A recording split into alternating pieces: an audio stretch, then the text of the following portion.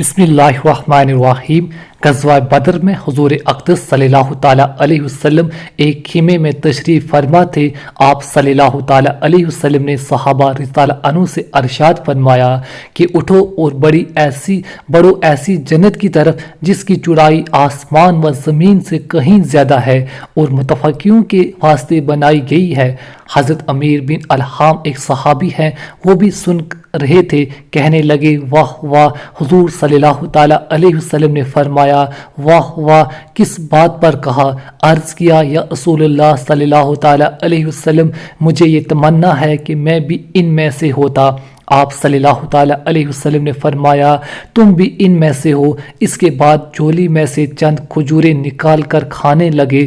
اس کے بعد کہنے لگے کہ ان کھجوروں کے ختم ہونے کا انتظار جو ہاتھ میں بڑی لمبی زندگی ہے، کہاں تک انتظار کروں گا؟